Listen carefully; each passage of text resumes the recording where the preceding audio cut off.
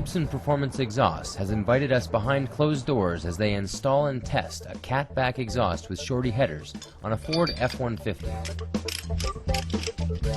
A baseline dyno run will give us the numbers we need to compare the stock exhaust with the bolt-on Gibson system. On all the new vehicles, the OBD2 computers, there's really only so much power you can actually gain from doing bolt-on performance. And let's just say, I'm going to throw a number out there, let's just say 50 horsepower is the max you're going to gain. On the Ford, the headers and the exhaust is going to probably get you about 30% of that max gain you're trying to go at. Vehicles do vary, but the Ford does have a lot of room for improvement because they tried to keep it quiet as possible. So they have restricted it quite a bit, and it's allowing us to do quite a bit of improvement.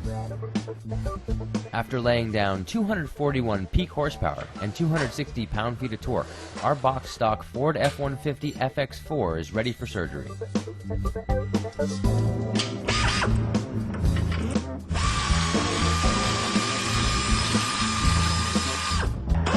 Just take this off right here.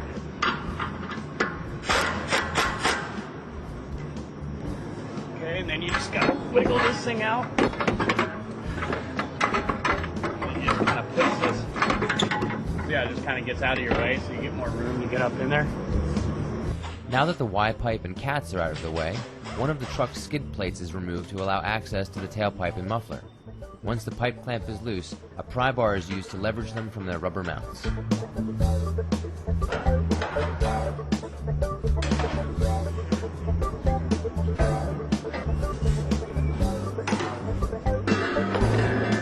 While they get started pulling the cast iron manifolds, let's learn how Gibson tunes their mufflers.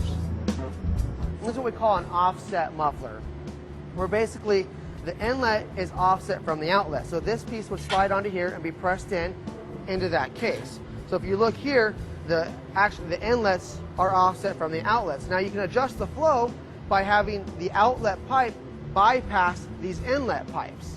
Now obviously the more you slide it on, the more restriction you're going to create. The more you pull it out, the more flow you're going to get.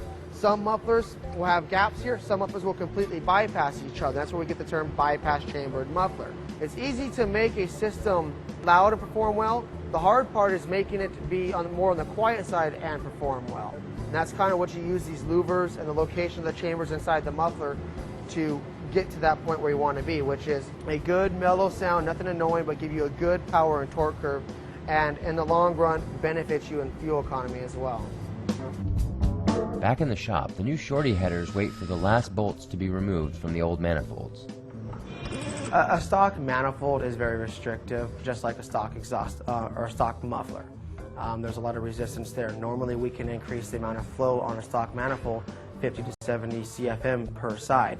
I mean, we can increase the flow 200 CFM and make it run wide open, and you're going to see a good horsepower increase. You're going to see the horsepower increase at a high RPM. Usually at max RPM, which most daily drivers don't see high RPMs. They're usually in the range of 3,200 RPM, and that's where we design most of our products to come in and give you the power. So it's basically more usable performance. All right. The left side manifold, gasket, and studs are out. Now it's on to the right side.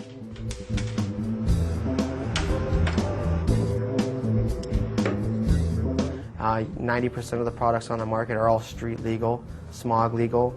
The shorties are normally going to be a header for a daily driver. When I say shorty, it's basically a manifold replacement.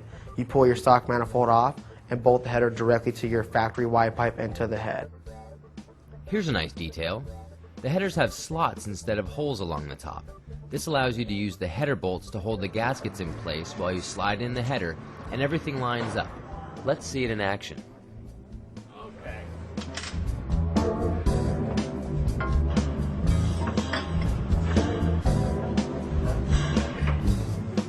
There we go.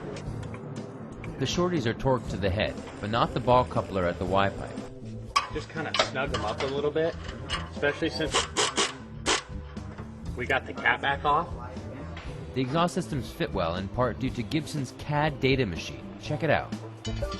What this allows us to do is take a prototyped piece, which is in numerous different pieces, and turn it into a production part and give us one solid part from the manual bender. What he's doing here now is he's going to scan all the bends and all the straight pieces and get all the radiuses and circumferences of the part. And after doing this, you basically hit send, and it sends it out to the bender and bends you out one solid piece. Once you have that piece, you take it to the vehicle and you do a check fit, make sure it fits perfectly, make a couple changes, and then you have a production part, and you fixture it and send it on its way. With both headers in, we grab our catback system. It's claimed to be reasonably quiet and boost the mid-range power. Just a few more steps and we'll see for sure.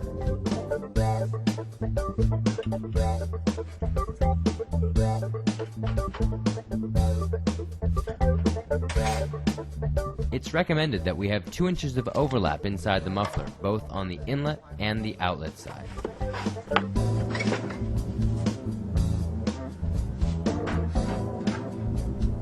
Now comes the fun part. We measure the 2-inch depth and then line up the tailpipe hangers with their 2 rubber grommets and the outlet of the muffler at the same time. Like that. With all the pieces lined up under the truck, it's time to tighten everything from front to back. That's the proper torque. Tight. And we'll take a look, and you just kind of look up there and see after tightening it. See, we got a nice good fit on that ball seat right there. So we'll get a nice good seal. The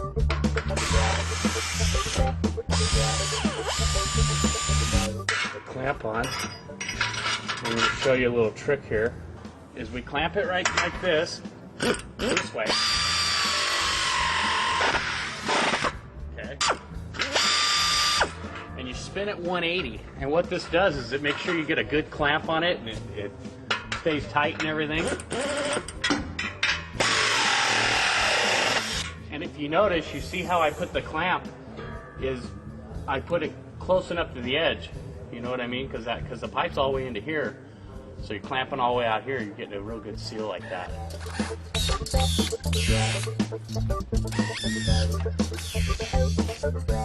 Slide our tip on. And you can put it out, in or out, whatever your preference is. Tighten her up. We're good to go.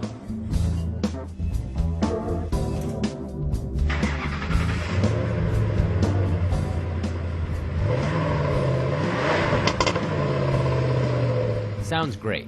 Now it's time to see what this Gibson exhaust can do on the dyno.